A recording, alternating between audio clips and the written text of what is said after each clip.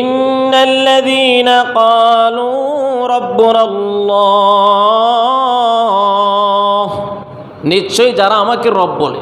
আল্লাহ বলছেন ইন্নাল্লাযীনা ক্বালু রাব্বুনাল্লাহ থুম্মা ইসতাকামু তাতানাজ্জালু আলাইহিমুল মালাইকাতু আল্লা তাখাফু ওয়া লা তাহজানু।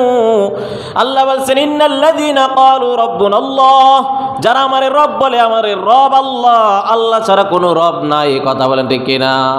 আল্লাহ ছাড়া কোনো রব আছে? থুম্মা ইসতাকামু, মরণের আগ পর্যন্ত এই এক রবের উপর অটল ছিল, অবিচল ছিল, ধীর ছিল।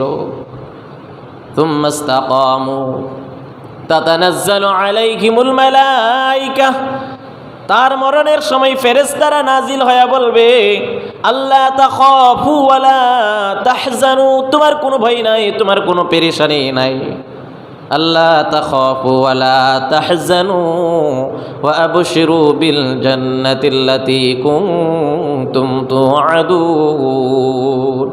এই যে আল্লাহ তাআলার প্রতিশ্রুত জান্নাত তোমার জন্য অপেক্ষা করছে, সুসংবাদ তোমার জন্য।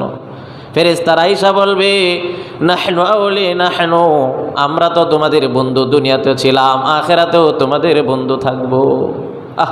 এরপরে আল্লাহর ফেরেশতারা আয়েশা বলবে ইয়া আইয়াতুহান নাফসুল মুতমাইন্নাহ ইরজিই ইলা রাব্বিকি রাদিয়াতান মারদিয়াহ ফাদখুলি ফি ইবাদি ওয়াদখুলি জান্নাতি।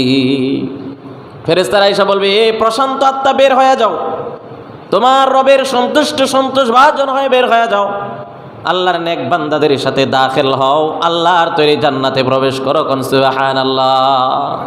এইভাবে যখন ফেরেশতারা আয়েশা জান্নাতের চিত্রগুলো তুইরা ধরবে, এক একটার পর এক একটা দেখাবে, জান্নাতের হুরগুলি নাচতে থাকবে, হেলতে থাকবে, ধুলতে থাকবে, স্বাগতম জানাইবে, হে ইমানদার নেককার বান্দা, দীর্ঘ সময় তোমাদের জন্য আমরা অপেক্ষামান, আসো, তোমাদের সাথে আমাদের বিবাহ হবে, জান্নাতে তোমাদের সাথে আমাদের বসবাস হবে।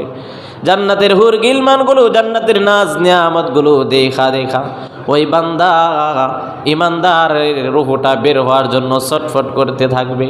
ইমানদারের রুহুটা এমনভাবে বের হবে, ইমানদার সে নিজেও বিন্দু পরিমাণ টের পাবে না। কথা বলেন ঠিক কিনা? এই জন্য খাঁটি ইমানদার হওয়ার দরকার আছে না নাই? জোরে কোন আছে না নাই?